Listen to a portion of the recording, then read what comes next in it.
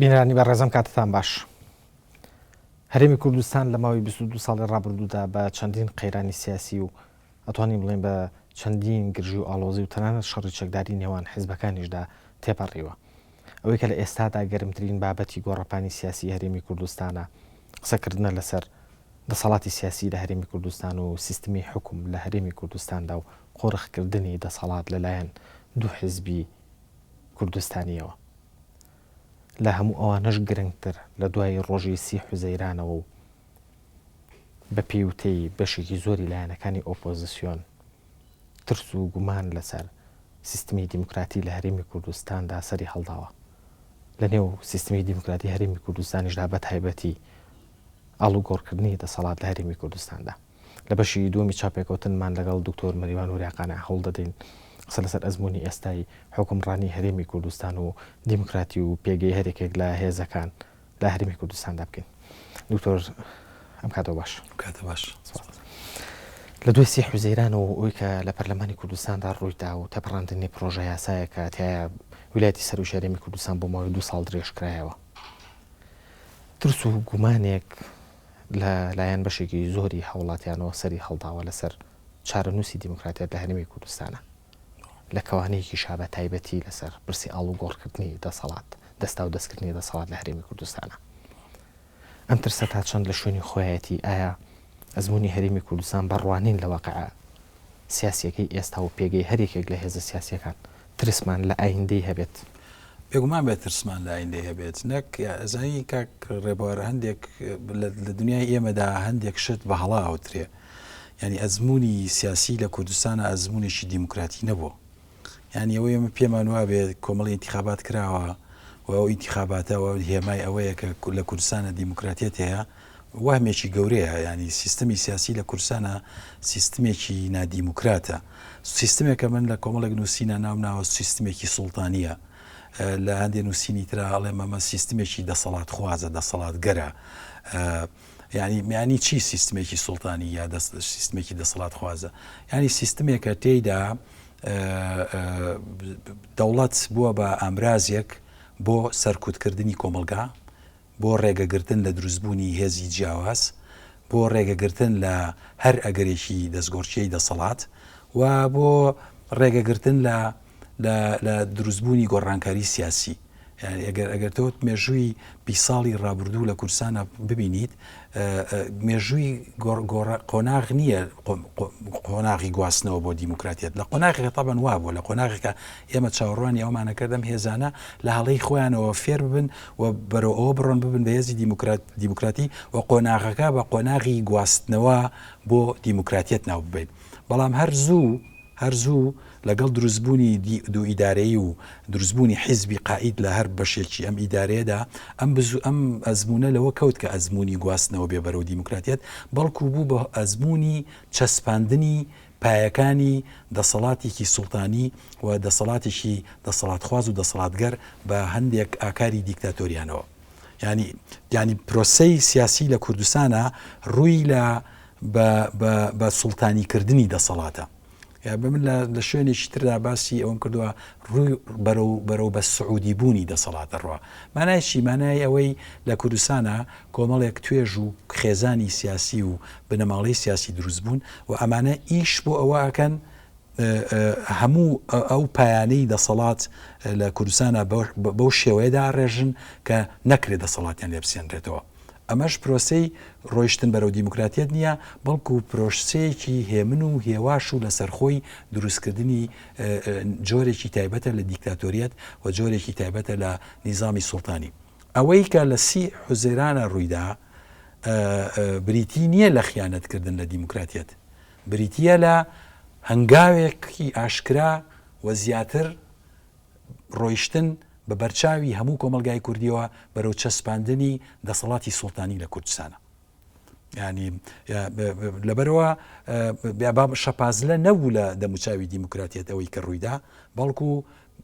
لە ڕاستیدا هەنگاوێک بوو کە شەرمی لەوە ناکردەوە کە ڕووکارە دەسەڵات خوازەکەی و ڕووکارە سوڵتانیەکەی پیشانی هەموو دنیا بدات و پیشانی کۆمەلگای کوردی بدات و پیشانی ئۆپۆزیسیۆنی کوردستانی بدات. ینی سی حوزەیران بریتە لە شەرم نەکردنی دەسەڵات لە پیشاندانی ڕۆڕاستەقینەکەی خۆی نەک ئەوە بێ زلەیەک بێ لە دەموچاوی دیموکراتیت درابێ لەبەرەوەی پرۆسی دیموکراتیت لە کوردستانە لە ڕاستیدا بەوەری بڵم لە سیوێکی ئابەوە یاخۆ ڕەنگە لە پێش سیوێکی ئابەوە پەک خراوە و ئێمە لە بەردەم دوو هێزین دوو ئیدارەداین ئەم دوو هێزە بە فعلی حکومڕانی ئەو منتیقەیەن چەکدارن هێزی تایبەتیان هەیە دەستیان لە ناو اقتصادی ئەو شتانی کە تا ئێستا سەدان جار باس کراوەتەوە لەبەرەوە لە ئەساسا پرۆسەکە لە کوردستانە پرۆسە نیە بەرەو گواستنەوە بەڵکو پرۆسەیەکی لەسەرخۆی چەسپاندنی دەسەڵاتگەرایەتیە و چەسپاندنی سوڵتانیەتی سیاسیە لە کوردستانە. دکتۆر پێویستە بترسین تۆڵی بترسین بەڵێ کۆمەلگای ئێمە پێویستە بترسێ و پێویستە ینی ڕووە هەرە مەترسیدارەکانی ئەم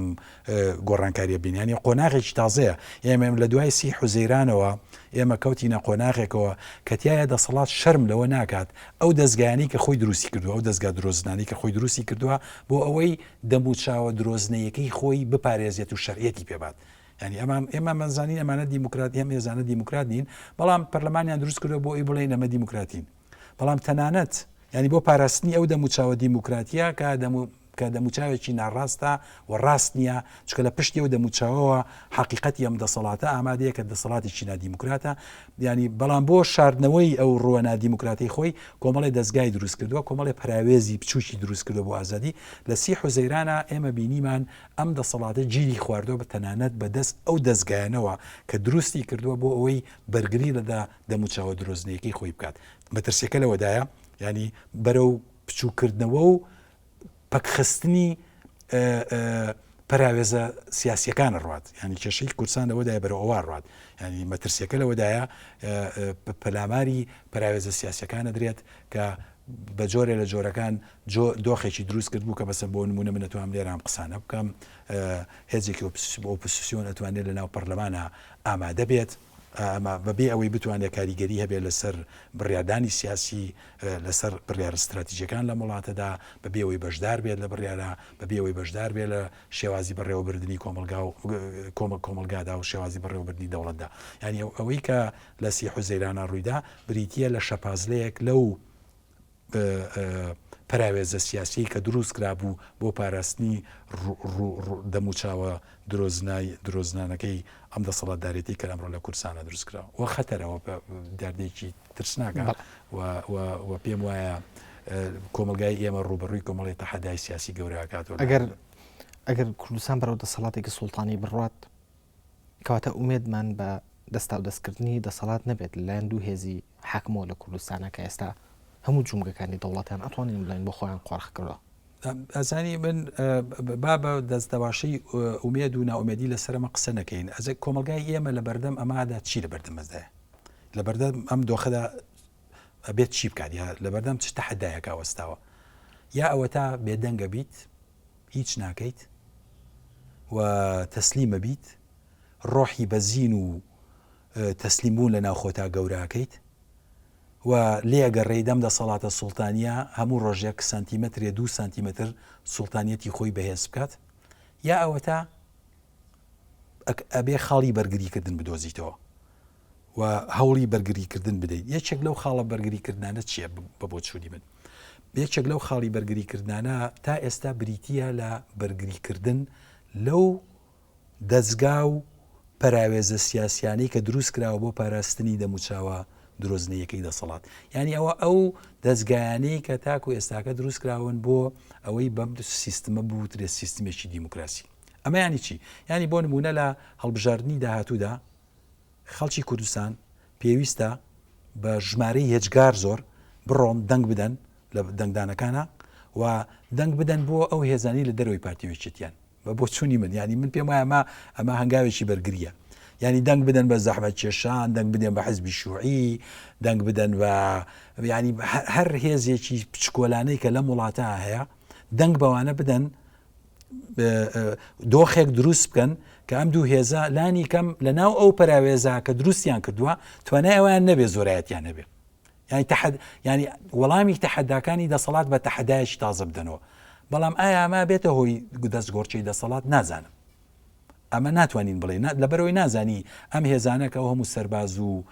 هێز و هێزیان هەیە نازانی چیەکەن ئەی بوونی بەرێکی ئۆپۆزیسیۆن کە پێک هاتی ئایدیا جیاوازی تایەوە لە پێکهاتە جیاوازەکانی ناو کۆمەڵگای کوردیا دروست بووەوە تا ڕادەیەکیش ئۆپۆزیسیۆنێکی لە چەند ساڵی ڕابردووە با بڵێن بە دەنگ بووە تەنانەت ئەمانش زامنی ئەوە ناکەن کە دەستا و دەستکردنی دەسەڵات لانی کەم لە کوردستانە نەکەوێتە مەترسیەوە نان پێڵم ینی تۆ نازانیت ئەم دوو هێزە چیەکەن ینی تۆ نازانی ئەم دوو هێزە بوای دابنێ بەیانی هەڵبژاردنە ئەنجامی هەڵبژارنەکە پیشانیەدات پارتی وێچەتی بە هەردووچیان سی کورسیانێنەوە بۆ نمونە ئیسلامیەکان و گۆڕان و حیزبی شوعی و زەحمەت کێشان و پارتی نەتەوەیی و نازام چیەمانە لەگەڵ کلدانیەکان و ئاشووریەکانە بەسەریەکەوە ئەمانە هەشتا کورسیەکەی تریان هێناوە پارتیۆکی چێگەن نازان کەس ئێمە نازانین چیەکەن بەڵام تەحەداکە گەورەیە تەحەداکە گرنگە ینی کۆمەلگای ئێمە کە دەسەڵاتە سیاسیەکەی بەو شێوەیە تەحەدایەکات و بەو شێوەیە بە شێوازی ناقانونی و نایاسایی تەنانەت لەگەڵ دەستگاکانی دەستگاکە و دەستگانی کە خۆی دروستی کردو ئەو یاسانی کە خۆی دروستی کردووە مامەڵاکات پێم وایە ئەم کۆمەلگایی ئێمە واجبی سەرەکی لەسەری ئەوەیە و تەحەدایە بکاتەوە ئەوانیش بە هەمان هێز تەحەدای ئەو دۆخە سیاسی بکەن کە ئەمڕۆ لە کورسانەیە بێنە پێچاوی خۆت ئێمە لە هەڵبژاردننی داهاتوودا وەکوتم پارتی و یەکێتی بە هەردووچیان سی کورسیانە بێت 35 کورسیانە بێ و ئەم هێزانەی تر بەسەریەکەوە ئەوی تریان هەبێ و لە ڕووی یاساییەوە بتوانن هین بکەن حکوومەت تەشکیل بکەن دروست بکەن و حکومڕان بن ئەو دەمی ئێمە تەحەدایەکمان کردووە کۆمەلگاکە تەحەدایەکی کردووە بە دیارچاوی ناوچەکەەوە بە دیارچاوی جیهانەوە ئەو کاتە بێ بزانی پارتی وێچەتی چێکن ئەگەر هێزەکانی خۆیان هێنایە سەر هەموو کۆمەلگا و خەڵکییان گرت و خەڵکییان کوشت و هێزەکانی ئۆپۆزیسیۆن لەناو برد ئەوە ئەگەرێکە ئەگەرێکە ڕەنگە ڕوودا ڕەنگە ڕوونەدا کەس نازانێت چێکرێ بەڵام ئەگەوایان نەکرد کۆمەلگای ئێمە شتێکی بردوێتەوە و حتا ینی مەسەلەکەش مەرج نییە بگاتە ئەوەی بگاتە پێکدادان و شەڕ و ئەمشتە ئەمانە ینی ئەوەی گرنگە ئەوە نییە چی دروست دەبێت ئەوەندەی تەحەداکە خۆی گرنگە بە بۆ چوونی من تەحەداکە خۆی هێچگار گرنگە دوای ئەوە ئەکرێ شێوازی جیاوازی ئیتیفاقاتی سیاسی و ڕێکەوتنی سیاسی و مۆدێلێکی جیاوازی حکومڕانی و شتانە بدۆزرێتەوە کێشەی دووهەمە کێشەی یەکەم کێشەی وەڵامدانەوەی تەحەداکەی دەسەڵاتە بە تەحەدایەکی کۆمەڵایەتی سیاسی بە هەمان قەبارە و ئەوە ممکن نییە ئەمە بکرێت تاقە ڕێگایەک لە بەردەمی کۆمەلگای ئێمەدا بۆ ئەم وەڵامە بۆ وەڵامدانەوە بەم تەحەدایی دەسەڵات بریتە لە بەشداریەکی بەرفراوان لە هەڵبژاردنەکاندا و دەنگدان بەو هێزانەی بە هێزەکانی کوردستان دەرەوەی یەکێتی و پارتی بەڵێکاتەوەقع سیاسەکە ئێستا کەوتۆتە ئەو دووڕیانەی کە ئەو تەحەدای جەنابە باسی ئەەکەی تەنانەت لە دەست هێزە سیاسیەکانە نەماوە ئەوانەی کە لە دەروی پارتی وێکێتین تەحەداکە کەوتۆتە لای هاوڵاتی بەڵێ تەحەدای سەرەکی ئەمڕۆ لە کوردستانە تەحەدای هاوڵاتیانی کوردستانە بۆ سیستمە سیاسیەکە بەگشتی یعنی تەحەدای یەکگرتووی ئیسلامی و گۆڕان و کۆمەڵە و زەحمەت کێشان و حیزبی شیوعمانە نییە نا تەحەدای کۆمەلگایە بە بۆ چوونی من ینی ئیهانەیە ینی کۆمەلگای ئیهانە کراوە ینی پەرلەمان کە ئیهانە کرێت بەو شێوازی کە ئێمە بینیمان و شێوازی هەڵبژاردنەوەی سەرۆکایەتی بەو شێوەیە کە بینیمان یان ئیهانەکردنی یاسا بوو یانیکردنی ڕێسا بوو ئیتیفاقەیەکی سیاسی بوو کە لەسەر بێنرخکردنی دەستگاکان و بێنرخکردنی یاسا و بێنرخکردنی کۆمەلگا و بێنرخکردنی دەنگدەر و ئەمشتانەیشی کرد ینی لەبەرەوە ئێستاس ئەوەی کە دەبێت بە دەنگ بێت کۆمەلگای ئێمەیە من پرسیارەکەەوەی کۆمەلگای ئێمە بە دەنگ دێت یا بە دەنگ نایەت ئەویان من ناتوان وڵات پێشوانە کەس بزانم منویستم لەسەر ئەوە پرسیار بکەم دکتۆر لەگەڵ باڵادەستبوونی دوو هێزی وەکو یەکێتی و پارتی لەناو کۆمەلگای کوردیا بە قەنەعاتی تۆ ئەو کەشە لەناو کۆمەلگای کوردیا هەیە کە هاوڵاتی کوردی ئەو تەحەدای بخاتە سەرشانی خۆی و بە ئەنجامی بگەێنێت ئەزانیی کۆمەلگای کوردی پڕێتی لە ناڕژایی و پڕێتی لە بێزاربوونی سیاسی و پڕێتی لە ڕۆحی بەرگری بچووک بەڵام هاوکات پڕێتی لە ترسی جیاجیا کۆمەلگای ئێمە پڕکراوە لە ترسی بەکارهێنانی تیژیەوە بیگرە بۆ ترسی نانبڕین بۆ ترسی ڕێگرتن لە پێشکەوتنی کۆمەڵایەتی حتا بۆ ترسی دروستبوونی شەڕی گەورە لە نێوان هێزە سیاسیەکانی کوردستانە ئەم کۆمەلگایە لەبەر ئەوە لە دۆخێکدایە زەحمەتە چاوەڕوانی گۆڕانی ڕادیکاڵی گەورە گەورەی لێ بکەیت. ینی زەحمەتە چاوەڕوانی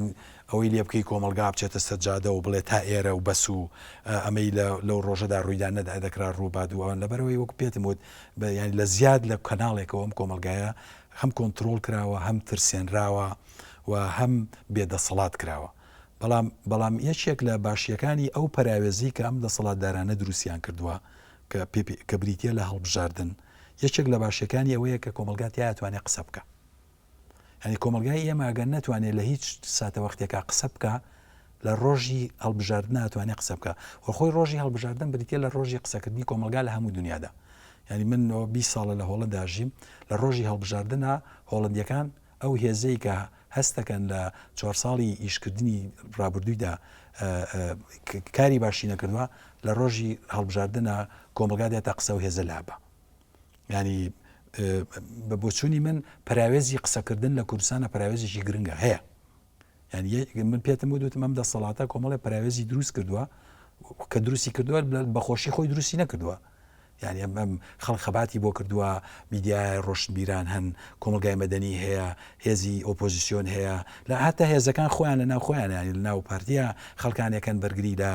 فرەدەنجی دەکەن لە ناوێچێتیە خەڵکانێکن کە بەرگری لە فرەدەنجەکەن ینی ئەوەی کە دروست بوو ئەمڕۆ لە کوردستانە و پراوێزانە دیاری دەسەڵات نییە بۆ کۆمەلگای ئێمە بەڵکو بەرهەمی خەباتی سیاسی کۆمەڵایەتی فەرهەنگی ئەدەبی هوەری ئەم کۆمەلگایە ئەم پراوێزانیان دروست کردووە. ئەم پراوێزانە ئەتوانن لە ساتی پراوێزی بچووکن بەڵام استراتیژین ینی پراوێزی استراتیژی بەو مانایی کە ئەتوانن لە ساتی دیاریکراوە بڕیاری استراتیژی بن. بەڵام ئایا کۆمەلگای ئەمان بڕیارەدا دەمیان نازانم بەڵام هیوادارم ئەم کۆمەلگایان ئەم بڕیارە بدات. بەڕوانینی تۆ لە دوورەوە بە کۆمەلگای کوردی تا چەند ئامادەگی ئەوەی تایە کە ئەو سەرکەشیە بکات؟ نازانم دکتۆر ینی ئێمە قسەمان لەسەر ئەوە کرد کە هاوڵاتی ئەتوانێت ئەو تەحەدایە بکات کەواتە ئەمە دەرخستنی لاوازی هێزەکانی ئۆپۆزیسیۆنە کە ئەوان ناتوانن ئەو تەحەدایە بکەن یان کەشە سیاسیەکە بۆ هاوڵاتی گونجاوترەوە لە چاو هێزەکانی ئۆپۆزیسیۆنە. ئازانی چیەکە ئەم شێوازە لە دەسەڵات تەنها ئۆپۆزیسیۆن پراوێز ناخات بەڵکو هەموو کۆمەلگا پراوێزە خات. ینی ئەوەی ئەمڕۆ لە کوردستانە پراوێز خراوە سەرجەمی هێزەکانی دەرەوەی ئەو نوخبە دەسەڵاتدارەی ناو دوو هێزە باڵەدەستەکەی کوردستانن. ینی هیچ بڕیارێکی کۆمەڵایەتی هیچ بڕیارێکی سیاسی و استراتیژی لە وڵاتەدا نادرێ مەسەن بۆ نمونە ڕێفراندۆمی بۆ بگرێ بۆی بزانین ئەرێ کوردەمەیەوێ یان نایەوێ ئەمە نییە دەنگی هاوڵاتی بزانین چییە. تەنانەت لە ینی مەبەستمەوەیە پرۆسەی بێدەنگ پراوێز خستن لە کوردستانە تەنها پراوێز خستنی ئۆپۆزیسیۆن نیە بەڵام پراوێز خستنی هەموو کۆمەلگای کوردیە. دۆخێک لە کوردستانە دروست بووە ئێمە کۆمەڵێک توێژی کۆمەڵایەتیمان هەیە توێژی دەسەڵاتدارکە بە ژمارەکە من بەڵام بەهێزن ئەمانە لەسەرەوەی کۆمەلگان دنیایەکیان دروست کردو بۆ خۆیان تەواو دابراوە لە دنیای ژێرەوەی خۆیان. ئەو پەیوەندیی لە نێوان ئەو نوخبەیی سەرەوەی کۆمەلگا هەیە کە نوخبەیەکی دەسەڵاتدارە لەگەڵ خوارەوەی کۆمەلگا پەیوەندی نەفیکردنە پراوێز خستنە و ئەوەشی ئەمە پارێزێت دەسەڵاتە سوڵتەیە بەمانە سەربازیەکەی سوڵتەیە بەمانە ئابوووریەکەی سوڵتەیە بەمانای میدیا ئەم هاوچەشەی ڕاگرتووە. لەبەرەوە ئەوەی کە لە کوردستانە پراوێزە خرێت بە تەنها یەکگرتو و کۆمەڵ و گۆڕان نین لە پەرلەمانە سەرجەمی ڕۆشنبیرانی کورد پراوێز خراون. ینی سە ئەم قسانی من لێرە یەکەم بەشی زۆری لەم دە ساڵا منم قسانم کردووە بەڵام هیچ شێچێک لەم شتانی کە من لێرە دایڵێم نابێ بە پاڵنەرێک بۆ ئەوەی شێوازی ئیشکردنی سیاسی لە کوردستانە گۆڕانی بەسەرا بێ. ئەو هەموو ناڕەزایەتیانی ئێمە لە کوردستانە بینیمانە لە دە ساڵی ڕابردووە بە شێوازی جیاواز لە ناوچەی جیاوازی کوردستاندا لە ناو دائیرەکانە لەسەر جادا هێزی شارەکان هێزەکانی لادێ ڕۆژێ لە خەسەخانەیەکان ڕزایی دروست بێ ڕۆژی دواتر لە قوتابخانەیەەکە ڕۆژی سێم کەمە ئەندامان ڕۆژی چوارەم هونەرمەندان ئەم هەموو ڕزایەتیانە بینی بەڵام ئێمە نوخبەیەکمان هەیە لەبەرەوەی ئەو پەیوەندی بە کۆمەلگاوی بەستێتەوە پەیوەندیەکە لەسەرێکەوە سەرباز ڕایگرتووە هێزی سەربازی ڕایگرتووە لە سەرێکەوە هێزی پارە ڕایگرتووە لە سەرێکەوە میدیایەک ڕایگرتووە کە پڕێتی لە پرۆپاگەندا ئەمان ڕایگرتووە لەبەرەوە کار ناکات لە شێوازی ئیشکردنیەوە لەبەرەوەیە ینی کێشەکە کێشەی ئۆپۆزیسیۆن نییە بەتەنیا ینی کێشەیە و هێزە نین کە لەوێدان بەڵکو کێشەی هەموو هاوڵاتیانی کوردستانە کە کراون بە هێزی پراوێزی ینی کێشەی پراوێزیێکی گەورەیە لەشێکی کۆمەڵایەتی سیاسی گەورەی پراوێزخراوە بەرامبەر بە سەرێکی پچکۆلانە کە هینی کردووە کە بۆتە هۆی کە هەموو بڕیارەکانی بەدەستە بۆ هی وازحی بکەم بریتە لە کێشەی گیرخواردنی لەشی داینەسۆرێک بەسەر بەدەست سەری داینەسۆرەکە خۆیەوە ئەو سەرە بچووکەی داینەسۆرەکە هەموو شتەکان ڕێخە لە شەکەی لە خوارەوە بە تەواوەتی مالکرابێت ئەم دۆخەیانی بە کورتی دۆخی بێنرخکردنی کۆمەلگایە بە هێزە جیاوازەکانیەوە و دۆخی پەراوێزخستنی ئەویان لەبەرەوەیە تەحەداکە بێت تەحەدایکی کۆمەڵایەتی بێت یعنی تەحەداکە تەنها تەحەدای هێزە ئۆپۆزیسیۆنەکان نیە بەڵکو تەحەدای هێزەکە هەموو هێزە کۆمەڵایەتیەکانی تریش بەڵێ دکتۆر ئەگەر ئەوەی لە 30 حوزەیرانە ڕۆیدا شەپازلەیەک بوو بێت لە ئەو پراوێزی دیموکراسی کە قسەمان لەسەر کرد کەواتە ڕەتفعلی لایەنەکانی ئۆپۆزیسیۆن کە ئێمە بابە بەرەیەک ناویان بەرین هەرسێ لایەنەکە ڕەتفعلی بەری ئۆپۆزیسیۆن لە شوێنی خۆیان بوو دەبوو ئۆپۆزیسیۆن چی بکات لە بەرامبەر هەڵوەسێکی لەو جۆرەیەکە ئەو دەستگایە بۆ شێوەیە بەکارهێنرا بۆ بەڕای من ئەبووە ئەپۆزیسیۆن هەر زووتر لەو پرۆسە سیاسی بچوایەتە دەرەوە نەک لە 30 حوزەیرانە یعنی تۆ چیەکەیت ئەو هەموو پرۆژانەکەیت ئەو هەموو داواکاریانەت هەیە بەڵام تۆ هەمیشە نییە لە بەردەم کۆمەڵی ئیتیفاقاتی سیاسیای و لە بەردەم کۆمەڵی بڕیارێک کە بڕیارەکان ناو پەرلەمانە نادرێن ینی خۆ تۆ کۆمەڵێک پەرلەمانتار ناردۆ بۆ پەرلەمان بەڵام ئەوەی شوێنی بڕیاردانی سیاسیە لە کورسانە ناو پەرلەمان نییە مەکتەبی سیاسیەکانن ئیتیفاقاتە شەوان تەلەفۆناتی شەوانی ئەم بەرپرسە بۆ ئەوی تریان ئەوە سەرچاوەکانی بڕیاردانی سیاسیە لە کوردستانە کە تۆ چیتە ناو پەرلەمانەوە لە ناو دەستگای کاتەوێ شەڕ بکەی کە پراوێزێک بۆ شەڕەکانت نایڵێتەوە و بەردەوام لە دۆخی ئیهانەکردنتایە لە بەردەوام هەوڵی پراوێز خستن دەدا بەردەوام هەوڵی بەزین بەزاندن دەدا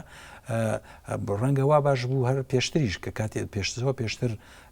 بات نایەتە دەرەوە لە پرۆسە سیاسیەکەەوە ئێستا ئەمڕۆ بێنە دەرەوە بە بۆچوونی من باشتر تا کۆی سبینە پەرلەمان هەر پەرلەمانی کوردستان چیەکەیان دەسەڵاتی چیە لە ئێستادا تا قەشتێک کە کردوێتی لە بەخشینەوەی 2 ساڵە بە سەرۆکی هەرێم و لە دەرەوەی ئەوەدا ئەم هێزە ئۆپۆزیسیۆنە لە پەرلەمانێکی لەم بابەتەدا توانای چیانەیە هیچ توانایەکیان نەماوە پەرلەمان خۆشی بووە بە دەستگایەک کە بەردەوام ئیهاناکرێت لەبەرەوەی بڕیارەکانی لە دەرەوەدا بەسەراسە پێێنرێ لەبەرەوە ئیسیحابکردن لە پەرلەمان و هاتنە دەرەوە ناو پرۆسە سیاسیا ڕەنگە کاری هەرە سەرتایی و کاردانەوەی هەر سەرتایی بێت بەڵێ دکتۆر بەشێک لە چاودێران بڕۆیان بەوە هەیە کە دۆخی کوردستان لە چەند ساڵی ڕابردوودا تا ڕادێک لە دۆخی ئێستای باشتر بووە و پاساو بۆ خراپی دۆخی ئێستاش بۆ ئەوە ئەگەڕێنەوەانێکە بە ئاشکرا هێزێکی وەکو یەکێتی بووەتە پاشکۆ بۆ هێزێکی وەکو پارتی پرسیارەکەی من ئەوەیە کە یەکەم هۆکاری خراپی دۆخی ئێستای هەرێمی کوردستان لە ڕاستیە بەشێکی پەیوەندی بۆ هەیە کە ئەو چاودێرانە بڕۆیان پێ هەیە یان ئایا لە ڕاستیدا هێزێکی وەکو یەکێتی لە ئێستادا بووەتە پاشۆ بۆ هێزێکی وەکو پارتی بەڵام حەزەکەم دو ئەم ناوبڕە وەڵام بێتەوە بەڕێزان پاشم ناوبڕا بەردەوام بین لە گفتوگۆکەمان